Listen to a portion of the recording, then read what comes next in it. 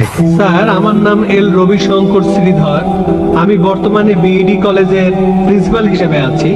আমি অন্য ধর্মগ্রন্থগুলো পড়েছি, যেমন বাইবেল, কোরআন, হাদিস ইত্যাদি। এছাড়াও আমি মুসলমানদের নামাজ পড়ার নিয়মও শিখেছি। স্যার, একটা হাদিস বলা আছে, নবীজি সাল্লাল্লাহু আলাইহি সাল্লাম এক সিরিয়ানকে বলেছেন যে ধর্ম বদলানোর দরকার নেই, আর তুমি কালিমাও বলো না, তখন প্রয়োজন ছিল। তবে এখন দেখি যে পৃথিবী অনেক বদলে গেছে, আমাদের সামাজিক অবস্থান বদলেছে, এছাড়া আমাদের সমাজও বদলেছে। আর একটা ব্যাপার জানতে চাচ্ছি, এমন কি কোনো রকম ছাড় দেয়া আছে যদি কেউ ইসলাম পালন করতে চায়?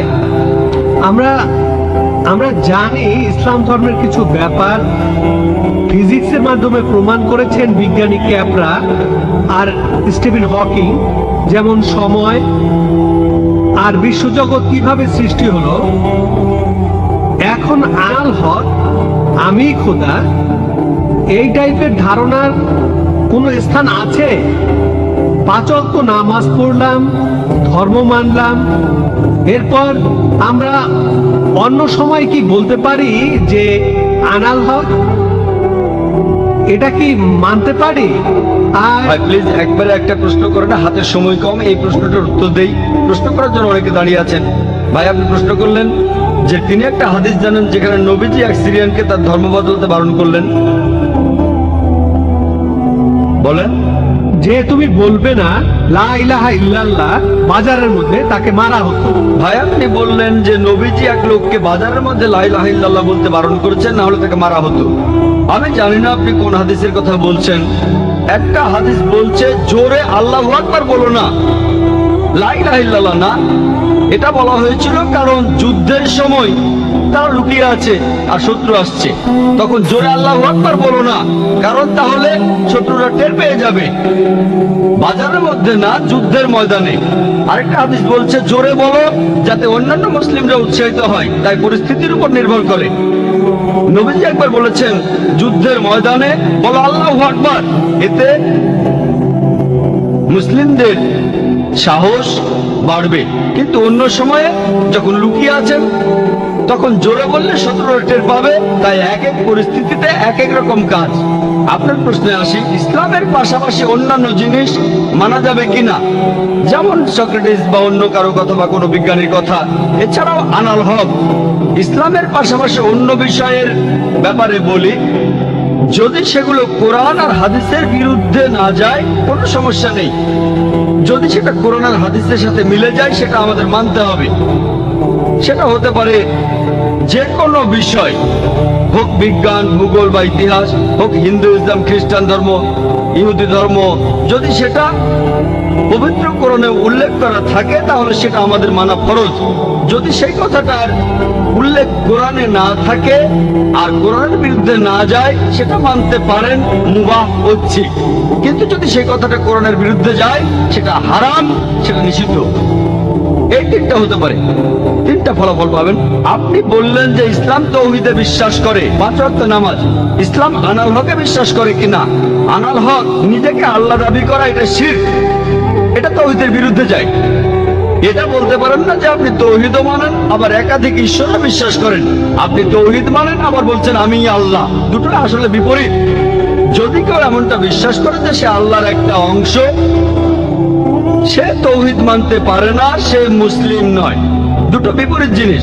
কিন্তু অন্য ব্যাপার কোরআনের সাথে মিললে সমস্যা নেই, আর কোরআনের বিরুদ্ধে না গেলে সমস্যা নেই। আশা করি উত্তরটা পেয়েছেন।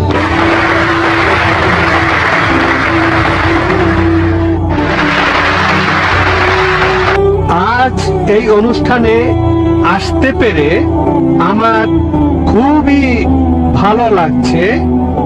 আপনার এই মূল্যবান কথাগুলো সবারই কাজে আসবে। আমরা আপনার লেকচার শুনে খুবই মুগ্ধ হয়েছি, অনেকের দৃষ্টিভঙ্গিও বদলেছে। আমার নাম রাম দাস, ইলেকশন বোর্ডের পার্সেস অফিসার। আমি একজন হিন্দু, তারপরও আমি ইসলাম ধর্মকে অনেক শ্রদ্ধা আর ভালোবাসি। আমি আপনার কথার সাথে একমত যে হিন্দু ধর্ম কখনোই মূর্তি পূজার কথা বলে না। আসলে আমাদের হিন্দু ধর্মকে সবসময় প্রভাবিত করেছে তথাকথিত ধর্মীয় নেতারা। তারা মানুষকে ভুল পথে নিয়ে যাচ্ছে। শতকরা 90% হিন্দু ভুল পথে চলে যাচ্ছে মূর্তি পূজার নামে। বেদ আর উপনিষদ কখনই মূর্তি পূজার কথা বলে না। যেটা বলা হয়েছে সেটা রূপ। এটা কথা বলা হয়েছে, রূপ খোদা কি ইনায়তে হ্যায়। এই রূপকে খ্রিস্ট ধর্মে আত্মা বলা হয়, ইসলাম ধর্মে রূহ, হিন্দু ধর্মেও আত্মা। এটা খুবই দুর্ভাগ্য যে সব ধর্মের তথাকথিত ধর্মীয় নেতারাই এতে কোন রকমের সন্দেহ নেই, হোক সে মুসলিম, খ্রিস্টান বা হিন্দু, এতে কোন রকমের সন্দেহ নেই পৃথিবীর সব মানুষকে ভুল পথে পরিচালিত করেছে। আপনার কাছে আমার প্রশ্ন, আপনি একজন যথেষ্ট জ্ঞানী মানুষ। আমার আগে এক ভদ্রলোক প্রশ্ন করেছিলেন, তিনি ঠিকই বলেছিলেন ইসলামের অতীত খুব গৌরবের। তবে বর্তমান সময়ে পৃথিবীতে ইসলাম সবার জন্য একটা হাসির খোরাকে, মানে একটা হাসির খোরাকে পরিণত হয়েছে। এর কারণ হলো ইসলামের ঠিকাদাররা, নেতারা ঠিক হিন্দু নেতাদের মতোই তাদের অনুসারীদের ভুল পথে নিয়ে যাচ্ছে, ভুল জিনিস শিখাচ্ছে। কোনো হিন্দু ভাই যদি কোনো মুসলিমকে রক্ত দেয়, সে হয়তো বেঁচে যাবে। যদি কোনো হিন্দু কোনো একজন মুসলিমকে রক্ত দেয়, তাহলে তার জীবন বাঁচলো। এখানে এটা কি হতে পারে? যেহেতু হিন্দু রক্ত নিয়েছে তাই সে হিন্দু হয়ে যাবে? এটা আমার প্রথম প্রশ্ন। প্লিজ আরেকটু সময় দিন, আমার আরেকটা প্রশ্ন আছে। এখানে ধরেন যার জীবন বাঁচলো সে তো দোয়া করবে, আসো বাবা আসো, আমার জীবন বাঁচিয়েছো। রক্তের বিভিন্ন গ্রুপ আছে, এ পজিটিভ, বি পজিটিভ। এখানে তো জীবন বাঁচানোর প্রশ্ন, এখানে কি ধর্মের গুরুত্বটা বেশি? এটাই প্রথম প্রশ্ন। আর এখানকার লোকজন আত্মাকে চিনতে চায় না, বস্তুর চাহিদা মিটলেই তারা খুশি।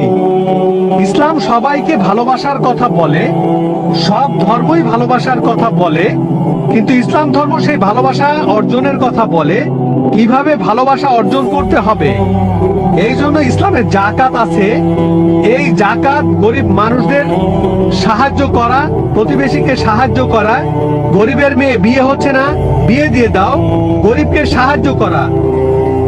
অন্য কোন ধর্ম ইসলামের মতো এত মহান নয়। এটা খুবই মহান ধর্ম। দুর্ভাগ্যের কথা, বাস্তব এর কোনো প্রয়োগ হচ্ছে না। তাই আগের ভদ্রলোক বললেন মাদ্রাসাগুলো স্বচ্ছ হওয়া উচিত। সত্যি বলতে আপনারা ধর্মীয় নেতাদের বোকামির কারণে ইসলাম ধর্ম উপরে উঠছে না, বরঞ্চ বরবাদ হয়ে যাচ্ছে। খ্রিস্টান ধর্ম, তারা পৃথিবীতে রাজত্ব করতে চায়, তারা ইসলামের ক্ষতি করতে চায়। ইসলামের প্রতি খ্রিস্টানদের মনোভাব বিরূপ। হিন্দু ধর্ম, তারা এখানে ঠিক থাকতে চায়, স্বাভাবিক। তাহলে এরাই হলো ধর্মীয় নেতা। তারা জানে না রু কি? রু হলো আল্লাহর দয়া। উপনিষদে আছে, ইসলামে আছে, বাইবেলে আছে। আর সব ধর্মই বলে ভালোবাসা, ইসলামও বলে। এটাই আমার প্রথম প্রশ্ন। দ্বিতীয় প্রশ্নটা হলো, হিন্দু ধর্ম নারীকে খারাপ চোখে দেখে, ইসলামও খারাপ চোখে দেখে। খ্রিস্টান ধর্ম, পৃথিবীতে নারী না থাকলে, আপনি একটু আগে একজনকে বললেন যে পুরুষ লোক বাচ্চা জন্ম দিতে পারে না। হ্যাঁ, পুরুষ লোক কোনো বাচ্চা জন্ম দিতে পারে না। বাচ্চার জন্ম দেন মা, একজন নারী। তাহলে ব্যাপারটা কি দাঁড়াচ্ছে? যে পুরুষকে জন্ম দিচ্ছে একজন নারী, সেই পুরুষই নারীকে ছোট করছে, সে হোক হিন্দু, খ্রিস্টান বা মুসলিম। এভাবে দেখবেন যে সব ধর্মেই একই রকম অবস্থা চলছে। আমরা সবাই, সব ধর্মই এখন ধ্বংসের পথে যাচ্ছে। নারীকে কোনো ধর্মই সম্মানের চোখে দেখা হয় না। পৃথিবীর সব ধর্মই নারীদেরকে সবসময় খারাপ চোখে দেখছে। এটাই আমার দ্বিতীয় প্রশ্ন। ইসলাম কি বলে? যেদিন কিয়ামত হবে, তার মানে মহাপ্রলয়, ইসলাম ধর্ম কিয়ামত সম্পর্কে কি বলছে? আপনাকে ধন্যবাদ এই ছোট্ট লেকচারের জন্য। ভালো কথাগুলোর জন্য ধন্যবাদ। আপনি বললেন আমার কথা আর ইসলাম ধর্মের কথা। আমার কথা যদি বলেন, সমস্ত প্রশংসা শুধুমাত্র আল্লাহ তাআলার। বললেন আমি জ্ঞানী, বললেন আমি অনেক জানি, আমি শুধুমাত্র একজন ছাত্র। আমি নিজেকে একজন ছাত্র মনে করি ইসলাম ও অন্যান্য ধর্মের উপর। আপনি দুটো প্রশ্ন করলেন, প্রথমটা রূহ নিয়ে, তারপর নারী নিয়ে। এছাড়াও আপনি বেশ কিছু মন্তব্য করেছেন। আপনি বললেন তথাকথিত ধর্মীয় নেতারাই সমস্যা তৈরি করছে। বেশিরভাগ ব্যাপারে আমি একমত। এছাড়াও আপনি মন্তব্য করলেন যে ইসলামের বদনাম করা হচ্ছে, ইসলামের ধর্মীয় নেতাদের কারণে এটা হচ্ছে, ইসলামের বদনাম ছড়াচ্ছে এদের কারণেই। অন্যান্য ধর্মের ধর্মীয় নেতাদের কথা যদি বলি, তারা তাদের অনুসারীদের ধর্মগ্রন্থ পড়তে দিতে চায় না। এখন আমি যদি ইসলামের কথা বলি সামগ্রিকভাবে, আমি ইসলামের ধর্মীয় নেতাদের উপর দোষ চাপাবো না, তারা দোষী নয়। সামান্য কিছু কুলাঙ্গার থাকতে পারে, খুবই সামান্য, হাতে গোনা কয়েকজন এমন নেতা থাকতে পারে যারা ভুল পথে নিচ্ছে, কিন্তু এরা সংখ্যায় অনেক কম। মিডিয়া তাদের বেছে নেয় আর এমন ভাবে তুলে ধরে যেন ইসলামের প্রত্যেক ধর্মীয় নেতাই এরকম। তাই ইসলাম ধর্মের বিভিন্ন নেতা, বিশেষজ্ঞ, ওলামার কথা যদি বলতে হয়, তাদের ভালোবাসি, তাদের শ্রদ্ধা করি। হাতে গোনা কয়েকজন, খুবই সামান্য তারা, এরাই মানুষকে ভুল পথে নিয়ে যায়। তবে সামগ্রিকভাবে আলহামদুলিল্লাহ, তারা সব ভালো কথা বলেন, তারা ইসলামের কথা বলেন, আমরা তাদের ভালোবাসি, শ্রদ্ধা করি। অন্য ধর্মের ছবিটা আলাদা। পৃথিবীর বেশিরভাগ ধর্মীয় নেতারা, অন্য ধর্মের নেতারা, তারা এটা করে না। তারা তাদের অনুসারীদের ধর্মগ্রন্থ পড়তে দিতে চায় না। যেমন আপনি বললেন হিন্দু ধর্ম মূর্তি পূজা করতে নিষেধ করে, কিন্তু 90% হিন্দু মূর্তি পূজা করে কারণ এরা চায় না যে অনুসারীরা তাদের ধর্মগ্রন্থটা পড়ুক। আপনার প্রশ্নতে আসি, বললেন যে কোন হিন্দু এক মুসলিমকে রক্ত দিল, সেই মুসলিমের জীবন বাঁচলো। জীবন বাঁচানোটাই বড় কথা, এখানে সমস্যা কি? সেই মুসলিম কি হিন্দু হয়ে যায়? হিন্দুকে কোনো মুসলিম রক্ত দিলে সেই হিন্দু কি মুসলিম হয়ে যায়? আল্লাহ পবিত্র কোরআনে বলেছেন, সূরা মাইদার 32 নম্বর আয়াতে উল্লেখ করা হয়েছে, যদি কেউ কোনো মানুষের জীবন বাঁচায়, যদি কোনো লোক, হোক সে মুসলিম বা অমুসলিম, অন্য কোনো মানুষের জীবন বাঁচায়, হোক মুসলিম বা অমুসলিম, তাহলে সে যেন পুরো মানুষ জাতিকে বাঁচালো। তাহলে যদি কোনো মানুষ অন্য কাউকে রক্ত দেয় আর তার জীবন বাঁচায়, মুসলিম হিন্দুকে রক্ত দিক বা হিন্দু মুসলিমকে রক্ত দিক, সে যেন পুরো মানুষ জাতিকেই বাঁচালো।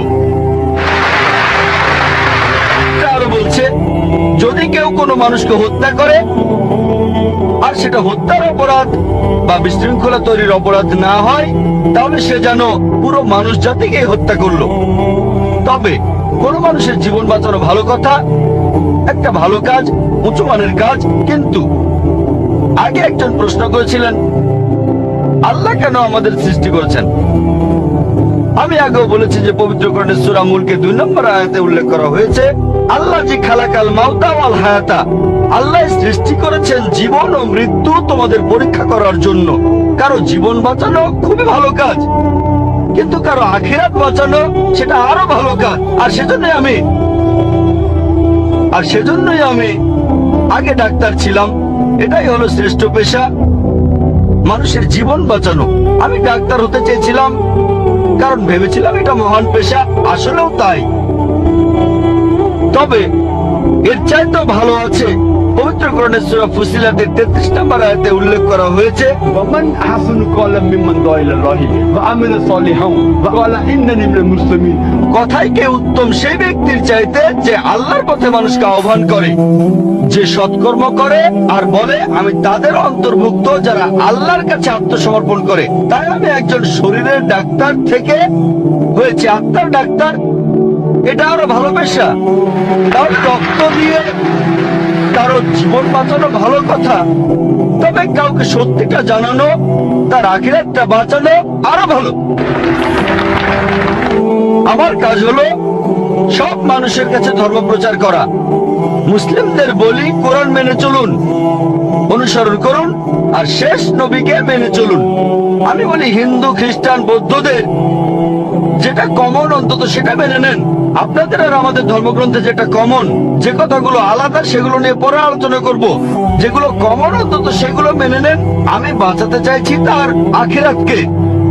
আখিরাতকে বাঁচানো এই ইহকালের জীবন বাঁচানোর চাইতে বেশি গুরুত্বপূর্ণ। এই জীবনটাও ভালো গুরুত্বপূর্ণ। যখন দোয়া করি দুটোর জন্য দোয়া করি, রাব্বানা আতিনা ফিদ দুনিয়া হাসানাতা ওয়া ফিল আখিরাতি হাসানাতা ওয়া কিনা আযাবান্নার। হে আল্লাহ, আমাকে এই ইহকাল ও পরকালে ভালো রাখো এবং আমাকে দোজখের আগুন থেকে রক্ষা করো। তবে পরকাল অনেক উপরে এই জীবনের চাইতে। সেজন্য কোরআনের সূরা তাহরিমের 11 নম্বর আয়াতে উল্লেখ করা হয়েছে যে ফারাওয়ের স্ত্রী, ফেরাউনের স্ত্রী হযরত আসিয়া রাদিয়াল্লাহু আনহা, তিনি আল্লাহ তাআলার কাছে বলেছিলেন, হে আল্লাহ, আমি এই পৃথিবীর সমস্ত ধন সম্পদের বিনিময়ে, তিনি ছিলেন তখন পৃথিবীর সবচেয়ে ধনী মানুষের স্ত্রী। সে সময় পৃথিবীর সবচেয়ে শক্তিশালী মানুষ ছিল ফারাও। তার স্ত্রী আল্লাহর কাছে দোয়া করলেন, আমি এই পৃথিবীর সমস্ত ধন সম্পদের বিনিময়ে জান্নাতে একটি ঘর চাই তোমার কাছে। তাহলে পৃথিবীর সবচাইতে ধনী লোকের স্ত্রী তার সব সম্পদের বিনিময়ে চাচ্ছেন আখিরাত। ভাইয়ার সঙ্গে একমত, মানুষকে ভালোবাসতে হবে, এটা খুব ভালো কাজ। তবে কারো পরকালের জীবন বাঁচানো সেটা আরো ভালো কাজ। আমি এখানে কি করছি, মানুষকে বলছি সাদৃশ্যগুলো দেখেন। যেগুলো কমন সেই জিনিসগুলো অন্তত মেনে চলেন, যেগুলো আলাদা সেগুলো বাদ দেন। যেটা কমন সেটা অন্তত মেনে চলেন, যে মূর্তি পূজা করা যাবে না, আল্লাহ কেবলমাত্র একজন, অন্তিম ঋষিকে মানতে হবে, তাহলে আমরা এক হব।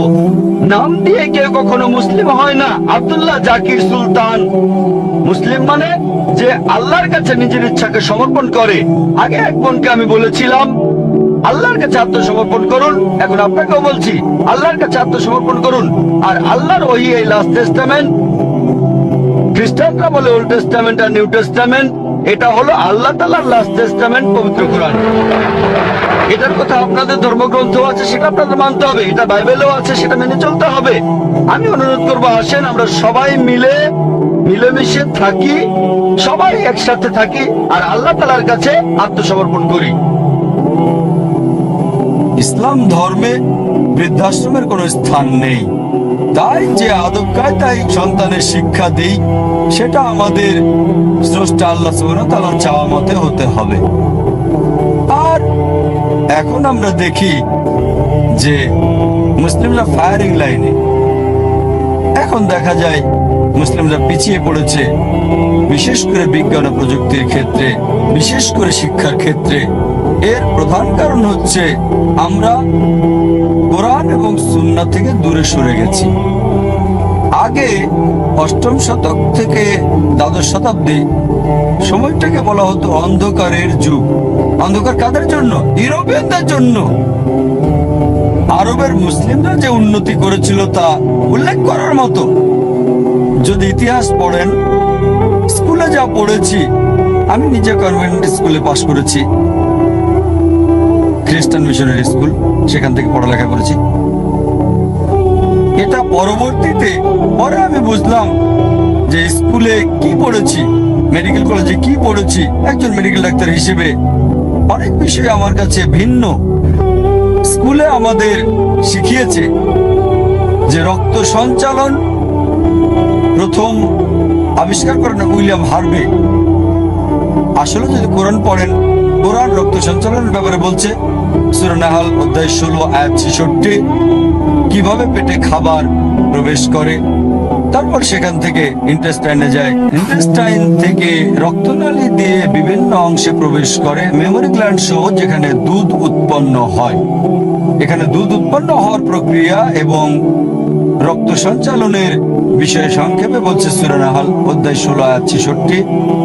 আর আমি গবেষণা করার পর জানতে পারলাম যে রক্ত সঞ্চালনের প্রথম যে ব্যক্তি বর্ণনা দেন তিনি ইবনে নাফিস, কোরআন নাজিলের 600 বছর পর, এবং উইলিয়াম হার্ভের 400 বছর আগে। কিন্তু পাঠ্যবই পড়লে দেখবেন উইলিয়াম হার্ভের কথা বলা হয়েছে। আমাদের কতজন ইবনে নাফিসের নাম জানি? কতজন? হয়তো কেউই বলতে পারবেন না যে ইবনে নাফিস সর্বপ্রথম রক্ত সঞ্চালনের ব্যাখ্যা দেন। আমরা ভূগোল পড়েছি, কিন্তু ভূগোলে প্রথম যে ব্যক্তি পৃথিবীর মানচিত্র আঁকেন তিনি হলেন আল ইদ্রিসি 1154 সালে। স্কুলে আমরা যে ডিজিট শিখেছি কি বলা হয় জানেন? একে আরবি নিউমেরালস 1 2 3 4 বলা হয়, যা আমরা লেখা ব্যবহার করি 1 2 3 4, এটাকে আরবি নিউমেরালস বলা হয়, অন্যটা রোমান নিউমেরালস। ইন্ডিয়ানরা প্রথম 0 বা 0 আবিষ্কার করে, আর আরবরা সেটা নিয়ে পৃথিবী জুড়ে বিখ্যাত করে একটা ডেসিমেল যুক্ত করে। এভাবে আমরা পদ্ধতিটা পেয়েছি। গণিতে আমরা পিথাগোরাসের তত্ত্বের ব্যাপারে জেনেছি যে সমকোণী ত্রিভুজের সামনের বাহুর বর্গফল সমান অন্য দুই বাহুর বর্গফলের সমষ্টি। পিথাগোরাসের তত্ত্ব আমরা স্কুলে শিখেছিলাম যে এটা প্রথম আবিষ্কার করে আলতুসি।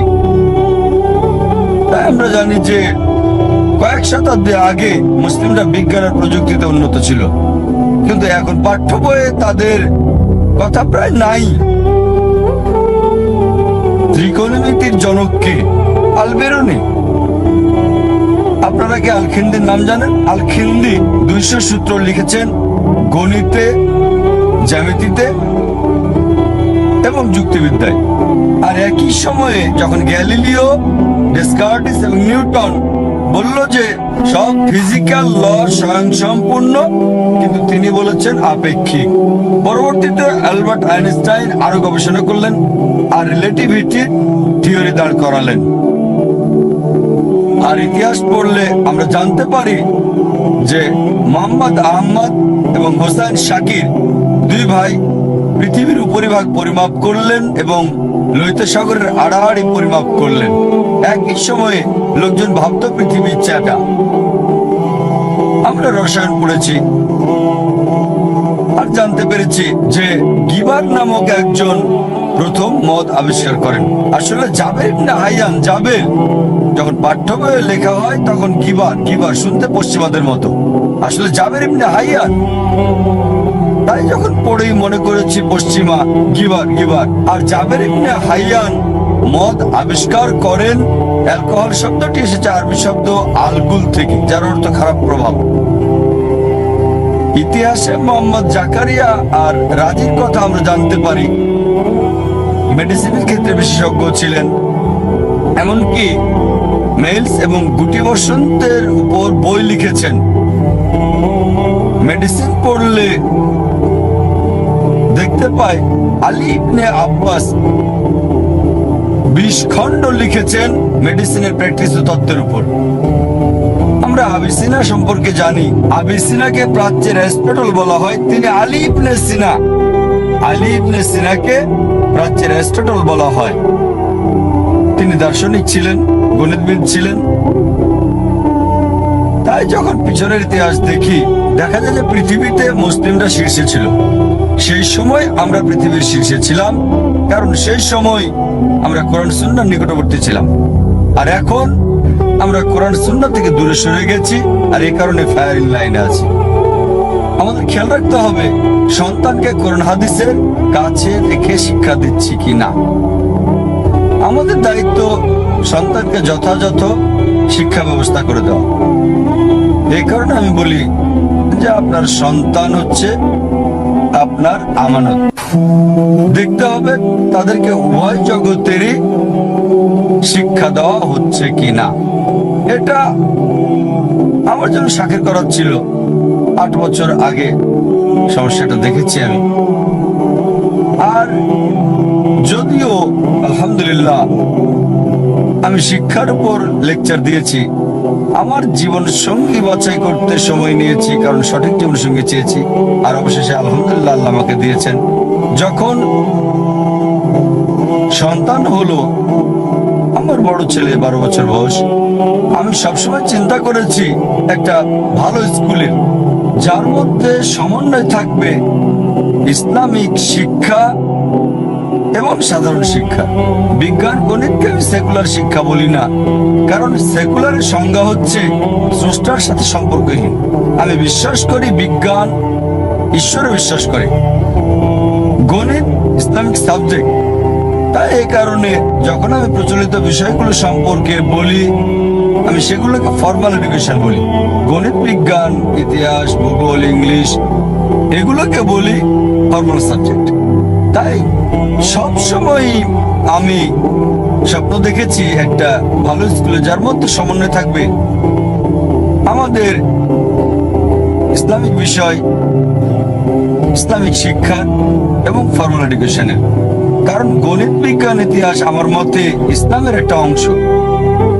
আর আমি পৃথিবীর নাম করা স্কুল দেখলাম, একটা জরিপ করলাম, আলহামদুলিল্লাহ অধিকাংশ ইসলামিক স্কুলগুলো নিয়ে সে সময় প্রায় 6 থেকে 8 বছর আগে 2-3 বছর করেছি।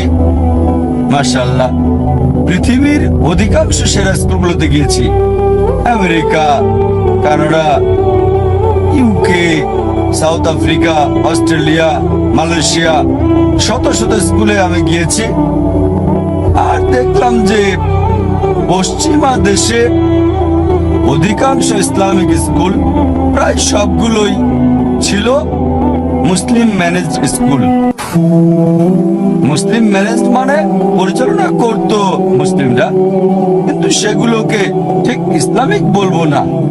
কারণ আমরা জানি যে পশ্চিমা বিশ্বে ভয় আছে মদের, মাদকাসক্তির, অশ্লীলতার। আর এই সবগুলোতে ছাত্রছাত্রীরা যে ড্রেস কোড মানে তারা ইসলামিক হিজাব পরে, মাশাআল্লাহ, তাদের জন্য প্রার্থনার সময় আছে নামাজের, আলহামদুলিল্লাহ। কোনো মদ ছিল না, মাদক নাই, আলহামদুলিল্লাহ। তাই সেটাই হচ্ছে আসল ইসলামিক স্কুল। ইন্ডিয়াতে ফিরে এলাম আমি, অধিকাংশ মুসলিম ম্যানেজড স্কুল, তাদের ইসলামিক ড্রেস কোড আছে, নামাজ পড়তে পারবেন, মদ পান করা, মাদক নেওয়া যাবে না, কিন্তু নতুনত্ব পেলাম না। তবে আলহামদুলিল্লাহ পশ্চিমাদের তুলনায়, যেখানে মাদক সেবন, মদ পান করা সাধারণ ব্যাপার, অশ্লীলতা কমন, সেই তুলনায় ভালো, আমি খুশি হলাম। কিন্তু আমি যা খুঁজেছিলাম তা হচ্ছে একটা শিশু স্কুলে যায়, তার সেরা জ্ঞানটা পাওয়া দরকার। কোন স্কুলে এটা পেলাম না। যা চেয়েছি, এখন আমাদের মুসলিম উম্মাহ 2 ধরনের শিক্ষায় বিভক্ত হয়েছে। এক ধরনের শিক্ষা যেটাকে বলে সেকুলার শিক্ষা, সেখানে তথাকথিত সেকুলার শিক্ষা হয়, আমি বলি ফর্মাল শিক্ষা। তারা গণিত, বিজ্ঞান, ইতিহাসের উপর জ্ঞান চর্চা করছে, তবে দিন থেকে অনেক দূরে। আবার অন্যদিকে যদি মাদ্রাসাগুলোতে যান, সেগুলো শিক্ষা দেয় কোরআন, হাদিস, শরিয়া, ফিকা, আলহামদুলিল্লাহ, আল্লাহ তাদেরকে দিক প্রতিদান। তবে তারা গণিত পড়ে না, বিজ্ঞান, ইতিহাস, ভূগোল কিছুই পড়ে না। তাই আমরা চেয়েছি দুটোর মাঝামাঝি সমন্বয় করতে, দুটোকে একসাথে পেতে। যখন অধিকাংশ স্কুল পরিদর্শন করেছি, আমি দেখেছি এখন পরিবর্তন হচ্ছে। গত 6 বছর আমি দেখেছি কিছু স্কুল কিছুটা কাছাকাছি, আলহামদুলিল্লাহ, আমার ধারণার কাছাকাছি। তবে এদের অধিকাংশই হয়তো সপ্তাহে 3টি ক্লাস রাখে ইসলামের উপর, বা হয়তো দৈনিক একটা ক্লাস। আমি যা দেখেছি সর্বোচ্চ 2টো ক্লাস।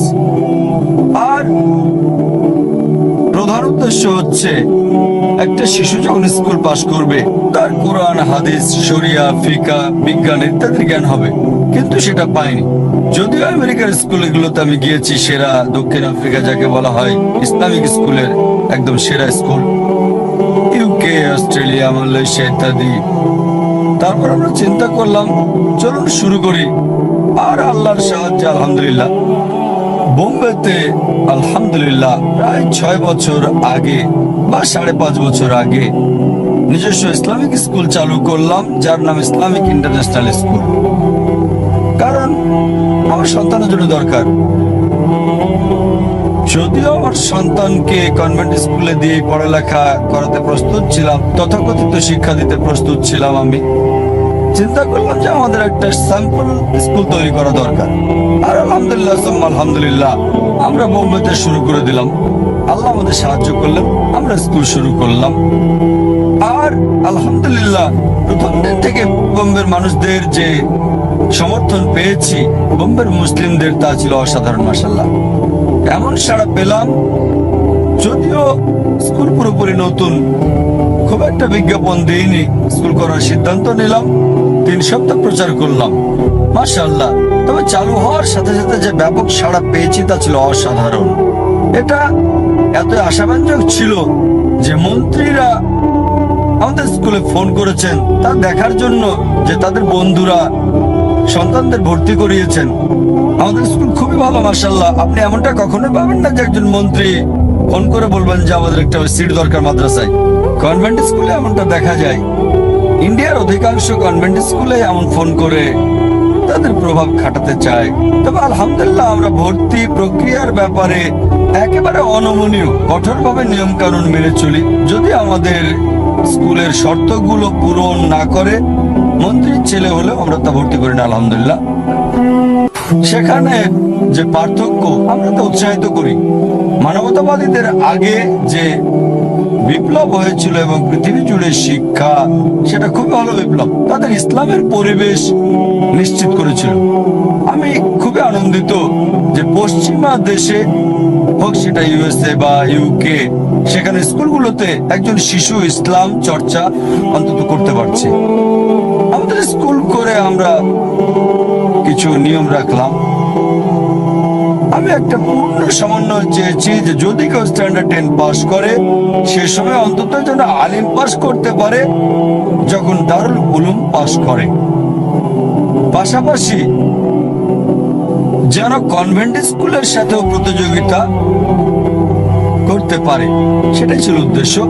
সেই লক্ষ্য নিয়ে স্কুল শুরু করেছি এবং অনেক অপ্রচলিত বিষয় যুক্ত করলাম। লোকজন বলছে এটা অসম্ভব, তবে আলহামদুলিল্লাহ আল্লাহর সাহায্যে করতে পেরেছি। আমাদের স্কুলের সময়টা বেশ লম্বা, সকাল 8টা থেকে শুরু হয় 4:30 পর্যন্ত। নার্সারির জন্য আমরা স্কুল করেছি নার্সারি থেকে 3 বছর থেকে। প্রথম বছর nursery, junior KG, senior KG এবং স্ট্যান্ডার্ড 1, মাত্র 4টা ক্লাস, মাত্র 4টা গ্রেড। আর স্কুলের সময়টা শুরু হয় সকাল 8টা থেকে বিকেল 4:30 পর্যন্ত। লোকে বলে সময়টা খুব বেশি, ছাত্রছাত্রীরা এটা করতে পারবে না। আলহামদুলিল্লাহ আমরা দিনটাকে 12টা অংশে ভাগ করেছি। প্রত্যেক অংশে 35 মিনিট, 2টো করে অংশ প্রতিদিন থাকে। এক্সট্রা কারিকুলাম কার্যক্রম নিয়ে মার্শাল আর্টস হতে পারে, তাইকোয়ান্দো, জুডো, সাঁতার বা হতে পারে কম্পিউটার, এবং সব এক্সট্রা কারিকুলাম কার্যক্রম গড়ে 2টো অংশ একদিনে। প্রত্যেক শিশুর জন্য বাধ্যতামূলক সাঁতার শেখা, তাইকোয়ান্দো, জুডো, মার্শাল আর্ট, ছেলেদের জন্য ফুটবল ইত্যাদি। আর বাকি 10টা অংশের 5টা অংশ ইংলিশ এবং 5টা আরবি। আমাদের 2টো মাধ্যম এখানে রয়েছে, ইংলিশ এবং আরবি। আরবি হচ্ছে পবিত্র কোরআনের ভাষা। এটা সেই ভাষা যাতে সর্বশেষ এবং চূড়ান্ত বার্তা নাজিল হয়েছে। আমরা বুঝি, আমরা অভাবটা বুঝতে পারি, কারণ আমাদের বাবা মা এটাকে গুরুত্বপূর্ণ মনে করেননি যে আরবি ভাষা হিসেবে জানতে হবে। আমরা জানি এটা একটা পিছুটান এখনো, তাই আমরা চাই যে আমাদের সন্তান, আমাদের পরবর্তী প্রজন্ম আরবিকে মাতৃভাষা হিসেবে জানুক। তাই 5টা অংশ আরবি আর 5টা ইংরেজি। পরবর্তী প্রজন্মে একটা পরিবর্তন। স্বাভাবিকভাবে 5টা পিরিয়ড আরবিতে, সেগুলো ইসলামিক হোক, সেটা আরবি ভাষা হোক, হিফজ হোক, তিলাওয়াত হোক, সেটা হাদিস হোক, কোরআনের তাফসীর, সব ইসলামিক শিক্ষা যা আমরা দিয়ে থাকি। যখন কোরআনের তাফসীর পড়াই ইংরেজিতে বা উর্দুতে না, যেমনটা ইন্ডিয়াতে বা পাকিস্তানে করে থাকে, ইসলামিক শিক্ষা দেয় উর্দুতে। পশ্চিমা দেশে হয় সেটা উর্দুতে, না হয় ইংরেজিতে। আমরা শিক্ষা দেয় আরবিতে, আরবি থেকে আরবি। তাই যখন একটা শিশু নার্সারিতে ভর্তি হয়, সে আরবি শিখতে শুরু করে। যখন তাকে শেখায় এতে আল্লাহ, বিতে বিসমিল্লাহ, তার সাথে মিন আলিফ আসাদুন, মিন বা বাইতুন, মিন তা তুফাহুন। তাই 3 বছর থেকে শিশুটা আরবি ভাষার সাথে বেড়ে উঠতে থাকে।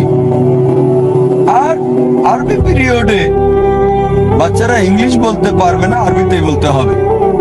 ইংরেজি পিরিয়ডে শুধু ইংরেজি বলবে, আরবি বলতে পারবে না। আর অধিকাংশ শিক্ষক সৌদি আরবে গিয়ে মদিনা বিশ্ববিদ্যালয় থেকে পড়াশোনা করে এসেছেন, যাতে তাদের উচ্চারণটাও সঠিক হয়। আরবি ছাড়া 5টা পিরিয়ড আছে ইংরেজিতে। প্রতিদিন ইসলাম শিক্ষার একটা ক্লাস হয় ইংরেজিতে দেওয়ার জন্য, কারণ যখন দাওয়া দেবে অমুসলিমদের কাছে তখন ইংরেজিতে বলতে হবে, আরবিতে হবে না। আরব অমুসলিমদের সংখ্যা খুবই কম, তাই একটা ক্লাস ইসলাম শিক্ষার ইংরেজিতে। বাকি 4টা ক্লাস গড়ে হচ্ছে গণিত, ইংরেজি, ভূগোল, ইতিহাস, বিজ্ঞান ইত্যাদি। আর যদিও ক্লাসগুলো ইংরেজির জন্য হয়তো কম, তারপরে করতে পারছি কারণ ছাত্র তুলনায় আমাদের শিক্ষকের অনুপাত বেশি। বোম্বেতে গড়পড়তা প্রতি ক্লাসে 50 জন ছাত্র, কিছু ছাত্র 60 জন হবে, কিছু 80 জন আছে। ভালো স্কুলে 50 জন ছাত্র, খুব কম স্কুলে 50 জনের কম আছে। আর প্রতি 2টো ক্লাসে গড়ে 3 জন শিক্ষক, মানে প্রত্যেক শিক্ষক এবং ছাত্রের অনুপাত 30 থেকে 35। প্রত্যেক 30 থেকে 35 জন ছাত্রের জন্য একজন শিক্ষক বোম্বেতে। যদি গ্রামে যার সংখ্যা আরো বাড়বে, মানে একজন শিক্ষকের জন্য 50 জনের বেশি ছাত্র গড়পড়তা। আর আন্তর্জাতিক মানে এটা হতে হবে 1:20। ইউকে বা ইউএস এর ভালো প্রাইভেট স্কুলে 10 জন ছাত্রের জন্য গড়ে একজন করে শিক্ষক, ভালো প্রাইভেট স্কুলে। আর বোম্বেতে আমাদের 5 জন ছাত্রের জন্য একজন করে শিক্ষক, গড়ে প্রত্যেক ক্লাসে 20 জন ছাত্র, কোনটাতে 18, কোনটাতে 19 জন। তবে একসাথে যেমন ধরেন হিফজ ক্লাস আছে, তাই ওই 20 জন ছাত্রের ক্লাসে 5 জন কুররাস আসবেন কারি। প্রত্যেক ব্যাচে 4 জন ছাত্র আছে। এখন অন্য ক্লাস থাকলে সেটা বাদ, যাতে হিফজটা ভালোভাবে হয়, তারা মনোযোগ দিতে পারে, বাচ্চারা তখন শিখতে পারে দ্রুত। আমাদের স্কুলে স্ট্যান্ডার্ড 3 পর্যন্ত হিফজ বাধ্যতামূলক। নার্সারি থেকে স্ট্যান্ডার্ড 3 পর্যন্ত জুনিয়র কেজিতে শুরু হয় ইয়াসার নাল কোরআন, কোরআনের নাজিরা পড়ে সিনিয়র কেজিতে, হিফজ শুরু হয় সিনিয়র কেজিতে। তাহলে গড়ে সিনিয়র কেজিতে অর্ধেক জুজ মুখস্থ, প্রথম, দ্বিতীয়, তৃতীয় প্রতি বছর 1.5 জুজ শেষ করতে করতে স্ট্যান্ডার্ড 3 একটা ছেলে কমপক্ষে 5টা জুজ মুখস্থ করে। কেউ হয়তো 6টা, কেউ 7টা, কেউ আবার 4টা, অতিরিক্ত 4টা পড়ে। যারা মনে করে যে স্মৃতিশক্তি বেশি ভালো, তাদের বাছাই করি হয়তো 25%, 4 ভাগের বা 3 ভাগের 1 ভাগ ছাত্রকে 1 ঘন্টা 15 মিনিট আগে ডাকা হয়। তাই সকাল 8টায় আসার পরিবর্তে স্ট্যান্ডার্ড 4 থেকে তারা 6:45 আসে। সকালে হিফজ ক্লাস থাকে যখন, পরে স্ট্যান্ডার্ড 3-তে একজন কারি সর্বোচ্চ 2 জন ছাত্রের জন্য। তাই উপরের ক্লাসে কারি এবং ছাত্রের অনুপাত কমে আসে, একজন কারি একজন ছাত্র বা একজন কারি বড় জোর 2 জন ছাত্র। আর এটা এজন্য যে সে সকালে 1 ঘন্টা 15 মিনিট আগে আসে, 1 ঘন্টা 10 মিনিট হিফজ করে। 1 বছরে গড়ে ওই শিশু মুখস্থ করে 5টা জুজ। এভাবে বাকি 5 বছর শেষ করে, আর স্ট্যান্ডার্ড 8 এর শেষে সে পুরো কোরআন মুখস্থ করে। এখন পর্যন্ত মাশাআল্লাহ স্ট্যান্ডার্ড 6 এ আছি। স্ট্যান্ডার্ড 5-এ আমাদের নরমাল হিসেব অনুযায়ী একজন ছাত্র 15 জুজ মুখস্থ করার কথা, কিন্তু অনেক ছাত্র মাশাআল্লাহ স্ট্যান্ডার্ড 5 এর শেষে মুখস্থ করেছে 18 জুজ, 19 জুজ, অনেকে 20 জুজও। আমার ছেলে স্ট্যান্ডার্ড 6-এ, বয়স 12 বছর, মাশাআল্লাহ সে আমার চেয়ে কোরআন বেশি জানে। সে 20 জুজ জানে, আমি এত জানি না, আমি কোরআন হাফেজ না। তার কেরাত আমার চেয়ে অনেক ভালো, আমার চেয়ে বেশি আরবি বুঝে সে সরাসরি কোরআন বুঝে, আমি বুঝি না। তাই আমি চাই যে আমাদের স্কুলের প্রত্যেক বাচ্চাই আমার চেয়ে ভালো হোক, আমি স্কুলে যেমন ছিলাম। আর ইনশাল্লাহ মিনিমাম প্রত্যেক শিশুই অনেক বেশি ভালো হোক আমার চেয়ে, আমার ছোটবেলার অবস্থা থেকে। আমরা চাই এই স্কুলের প্রত্যেক বাচ্চাই আমার যে শতগুণ ভালো হোক আমি টার্গেট না, আমি লক্ষ্য না, আমি স্যাম্পল না। আমরা চাই তাদেরকে অনেক ভালো করাতে। আমাদের শৈশব যা করতে পারিনি আমরা, আল্লাহর দয়ায় আলহামদুলিল্লাহ আমরা করতে পেরেছি। আমরা মনে করি যদি সন্তানকে সঠিক রাস্তায় শিক্ষিত করি একেবারে শিশুকাল থেকেই, ইনশাল্লাহ ইনশাল্লাহ পরবর্তী প্রজন্মে একটা পরিবর্তন অবশ্যই আসবে। আমাদের একটা টার্গেট, সমাজকে বদলে দিতে হবে। স্বল্প পরিসরে কাজ করছি। ইসলামিক রিসার্চ ফাউন্ডেশনে একটা সংক্ষিপ্ত দাওয়া কোর্স আছে, একটা ক্রেশ কোর্স 40 দিনের। সেখানে পৃথিবীর বিভিন্ন অঞ্চলের ছাত্রদের আমরা প্রশিক্ষণ দিয়ে থাকি। আন্তর্জাতিক দাওয়া ট্রেনিং প্রোগ্রাম করে 40 দিনের, যেখানে আমরা সেরাদের বাছাই করি, একজন ইউকে থেকে, ইউএসএ থেকে, সিঙ্গাপুর থেকে, মালয়েশিয়া, সৌদি আরব ইত্যাদি। আর তাদেরকে একটা প্র্যাকটিক্যাল প্রশিক্ষণ দিয়ে থাকি। তবে স্কুলের এই 13 বছর আমাদের মধ্যে পরিপূর্ণ দেওয়া ট্রেনিং প্রোগ্রাম। আর আমাদের স্কুলে মাশাআল্লাহ এই বিষয়টাও রাখি, যখন ট্রেনিং দেওয়া হয় কোরআন এবং ইসলাম ছাড়াও তাদের পড়ানো হয় খ্রিস্টান ধর্ম সম্পর্কে, ইহুদি ধর্ম সম্পর্কে, হিন্দুইজম সম্পর্কে, বৌদ্ধিজম সম্পর্কে। ইনশাআল্লাহ আমাদের সন্তানেরা পাশ করে একজন সাধারণ খ্রিস্টানের চেয়ে অনেক বেশি ভালো জানবে তাদের খ্রিস্টান ধর্ম সম্পর্কে। কোন সাধারণ হিন্দু বা ইহুদি যা জানে হিন্দুইজম বা জুডাইজম সম্পর্কে।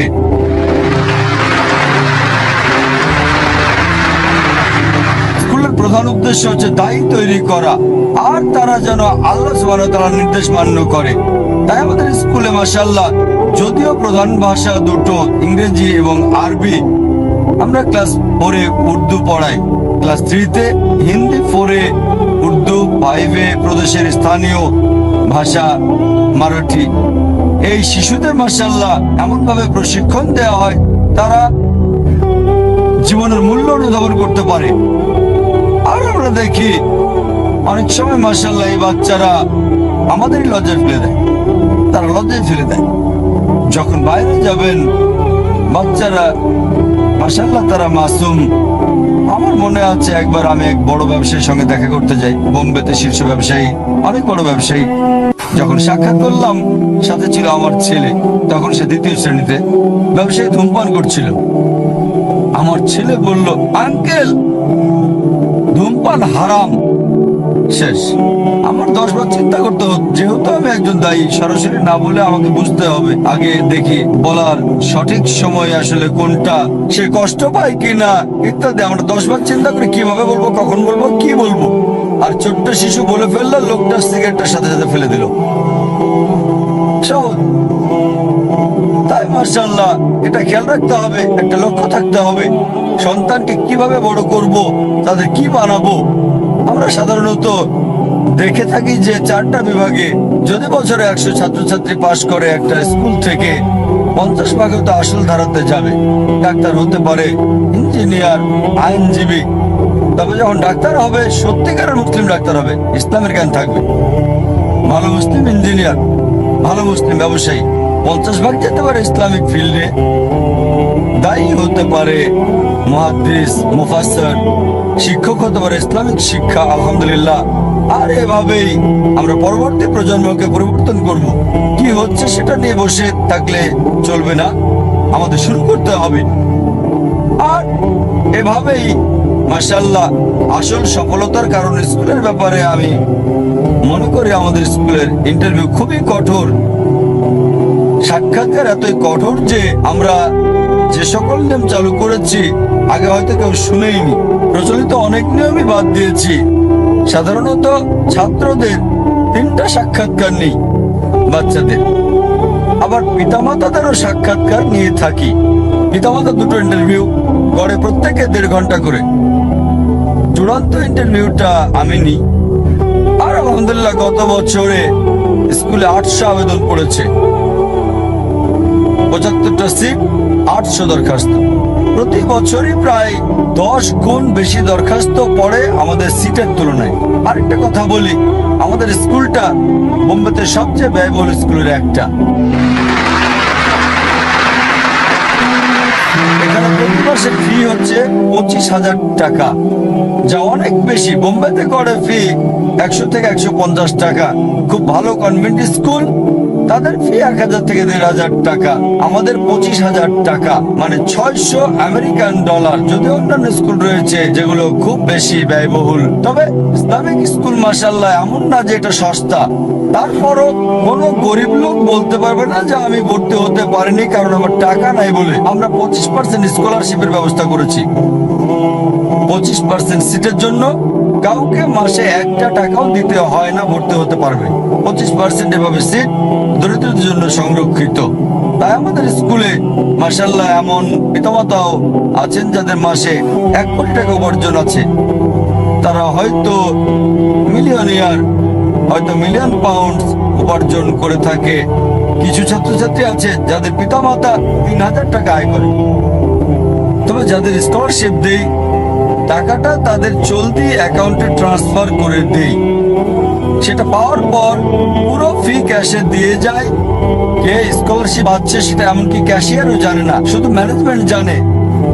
আমি, আমার স্ত্রী, সে প্রিন্সিপাল আর কয়েকজন জানে কারা স্কলারশিপ পাচ্ছে। শিক্ষকরাও জানে না কে স্কলারশিপ পাওয়া ছাত্র। এই গোপনীয়তা রক্ষা করি। তাদের অ্যাকাউন্টে টাকাটা দিয়ে দেয়, এসে পুরো ফি দিয়ে যায়, ক্যাশিয়ারও জানতে পারবে না। এটা করি ভালো পদ্ধতি আর যথাযথ শিক্ষার জন্য। যখন আমরা ফর্মাল শিক্ষা দিয়ে থাকি, গণিত, ইতিহাস, বিজ্ঞান, ভূগোল, তখন খেয়াল রাখি যে যা পড়াচ্ছে তার মধ্যে 25% ইসলাম আছে কিনা। যেমন ধরেন, যখন বিজ্ঞান পড়াই, বিগ ব্যাং এর থিওরির কথা বলি, যা কয়েক দশক আগে বিজ্ঞানীরা আবিষ্কার করেছে। কিভাবে মহাবিশ্ব অস্তিত্ব পেল। প্রথমে একটা নীহারিকা ছিল, তারপর দ্বিতীয় বিভক্তির পর যেগুলো থেকে গ্যালাক্সি, তারকা, নক্ষত্র এবং এই পৃথিবী যা আবিষ্কার হলো। তারপর বলি এটা কোরআনে বলা হয়েছে 1400 বছর আগে। সূরা আম্বিয়া অধ্যায় নম্বর 21 আয়াত নম্বর 30। أولم يرى الذين كفروا যারা কুফরি করে তারা কি দেখে না أن السماوات والأرض كانت رتقا ففتحهما যে আকাশমণ্ডলী ও পৃথিবী যুক্ত ছিল, উভয়কে পৃথক করে দিলাম। বিজ্ঞান যা সম্প্রতি আবিষ্কার করেছে, কোরআন সে বিগ ব্যাং সম্পর্কে বলেছে 1400 বছর আগে। এভাবে বাচ্চারা আল্লাহ সুবহানাহু ওয়া তাআলার নিকটে আসছে, একই সাথে তারা বিজ্ঞানের বিষয় শিখতে পারছে। তাদেরকে বলি, প্রথম যিনি রক্ত সঞ্চালনের বিষয়ে কথা বলেন তিনি ইবনে নাফিস। পরবর্তীতে উইলিয়াম হার্ভে পশ্চিমা বিশ্বে বিখ্যাত হয়ে যান। আমরা ডারউইনের তত্ত্ব নিয়েও পড়াই, তবে অন্যান্য স্কুলের মতো না। আমি যা দেখেছি পশ্চিমা কিছু দেশে একটা শিশু দিনে কনভেন্ট স্কুলে যায়, সরকারি স্কুলে, আর সন্ধ্যায় যায় সান্ধ্যকালীন মাদ্রাসায়। তাই সকালে তাকে পড়ানো হয় যে মানুষ সৃষ্টি হয়েছে বানর থেকে, আর সন্ধ্যায় বলে প্রথম মানব আদম আলাইহিস সালাম। সকালে তাকে পড়ানো হয় রিবা, সুদ খুবই ভালো, বড় ব্যবসায়ী হতে পারবে, সম্পদশালী। আর সন্ধ্যায় পড়ানো হয় রিবা, সুদ হচ্ছে হারাম। সুতরাং এটা পরস্পর বিরোধী। শিশুদের মনে দ্বিধাদ্বন্দ্বের সৃষ্টি হবে। তার মানে এই না সন্তানকে মাদ্রাসায় পাঠাবেন না। মাদ্রাসা খুব ভালো অবদান রাখছে, আলহামদুলিল্লাহ। মাদ্রাসা থাকতে হবে, না পাঠানোর চেয়ে পাঠানো ভালো। আমাকে ভুল বুঝবেন না, মাদ্রাসাগুলো খুবই ভালো মাশাআল্লাহ। আমি এর পক্ষে, বিপক্ষে না। তবে আমাদেরকে মান বাড়াতে হবে। তারা যা করছে মাশাআল্লাহ ভালো কাজই করে যাচ্ছে। যখন মাদ্রাসায় যায় তাদের বলি, আপনারা ইংরেজি যুক্ত করেন, সাধারণ সাবজেক্টগুলো যুক্ত করেন। কারণ যদি সকাল আর বিকালে 2 ধরনের শিক্ষা থাকে, বাচ্চারা কনফিউজ হয়ে যাবে। যখন তাদেরকে বিজ্ঞান পড়ায়, সেই বিষয়টার সাথে সম্পর্কিত পবিত্র কোরআনের যে সমস্ত আয়াত, সেগুলো আমরা পড়াই। কোরআন পানিচক্র নিয়ে কথা বলেছে, ভূগোল নিয়ে, নোনা আর মিঠা পানি নিয়ে। কোরআন ভূতত্ত্ব নিয়ে বলেছে যে পর্বতের মূল রয়েছে, আর অনেক বিষয় পাঠ্য বইয়ে উল্লেখ করা নাই। শিক্ষকদের ট্রেনিং করায়, ট্রেনিং নেয় কিভাবে পড়াতে হবে।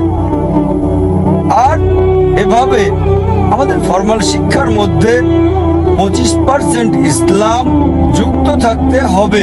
গণিত, বিজ্ঞান, ইতিহাস, ভূগোল ইত্যাদি পড়ানোর সময় সাধারণ সিলেবাসই গ্রহণ করেছি, IGCSE। এই সিলেবাস অনুসরণ করি, আর এর মাঝেই ইসলাম শিক্ষা পড়াচ্ছি, আরবি এবং ইংরেজিতে। কারণ বাচ্চারা পরীক্ষা দিলে সাধারণ পরীক্ষায় অংশগ্রহণ করতে হবে, আর সেটা হচ্ছে কেন্দ্রীয় বোর্ড পরীক্ষা। এটা পাশ করলে সে মেডিসিন পড়তে পারবে, ইঞ্জিনিয়ারিং পড়তে পারবে, বা আইনজীবী হতে পারবে, বা ব্যবসায়ী, বা মূলধারা ইসলামিক শিক্ষায় চলে আসার সমস্যা নেই, বাছাইয়ের সুযোগ আছে। আর আমরা কি করছি? যোগাযোগ রাখছি মাশাআল্লাহ ওই সকল লোকদের সাথে যারা বিশেষজ্ঞ। কারণ আল্লাহ কোরআনে বলেছেন সূরা নাহাল অধ্যায় নম্বর 16 আয়াত 43 এবং সূরা আম্বিয়া অধ্যায় 21 আয়াত 7। ফাসআলু আহল যিকরি ইন কুনতুম লা তা'লামুন। যদি না জানো তবে জ্ঞানীদের জিজ্ঞেস করো। তাই পৃথিবীর বিভিন্ন অঞ্চলের জ্ঞানী লোকদের সাথে আমরা যোগাযোগ রাখছি, স্থানীয় বিশেষজ্ঞদের সাথেও মদিনা বিশ্ববিদ্যালয়, উম্মুল কুরা ইত্যাদি আমরা যোগাযোগ রাখছি। সুতরাং যে কোনো বিষয় স্কুলে চালু করার আগে আমরা বিশেষজ্ঞদের সাথে পরামর্শ করি।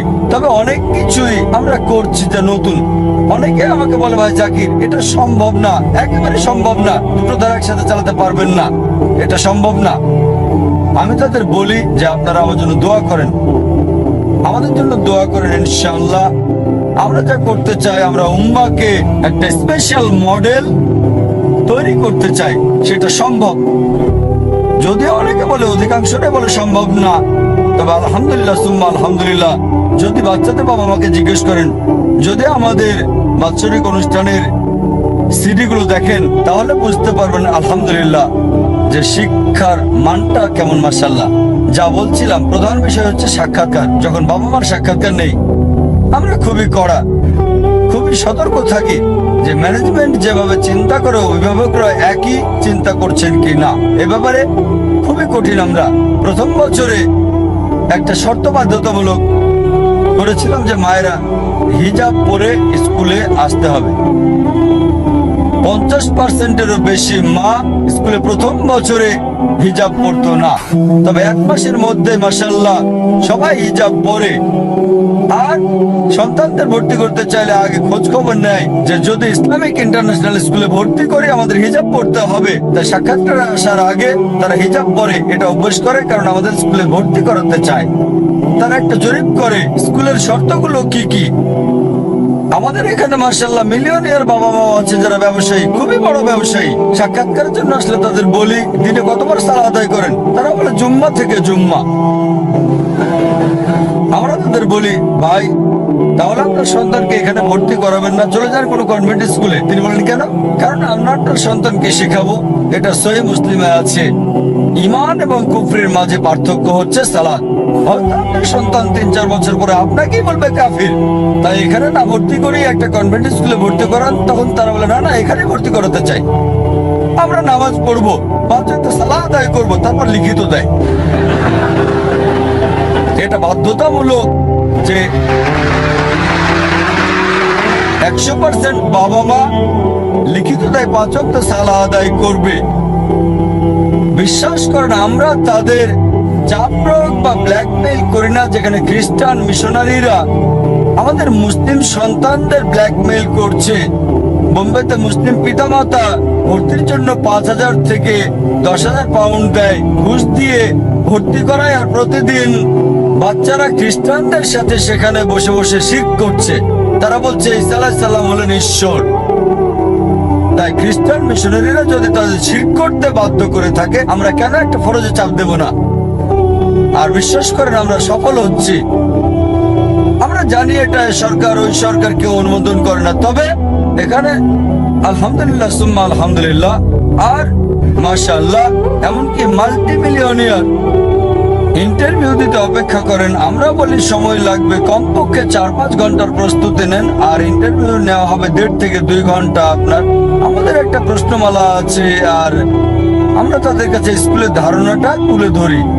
তাদের বলি যে স্যাটেলাইট টেলিভিশন হচ্ছে বড় শয়তান, তাই কেবল টিভি, স্যাটেলাইট টিভি আপনার ঘরে থাকতে পারবে না। টিভি হারাম না, কিন্তু কেবল টিভি, স্যাটেলাইট টিভি বড় শয়তান। সাধারণত আমরা দেখি যে, আমরা জানি পশ্চিমা পরিসংখ্যান বলছে আমেরিকাতে একটা শিশু টিভির সামনে বসে প্রায় 7 ঘন্টা গড়পড়তা, স্কুলের সময় চেয়ে বেশি।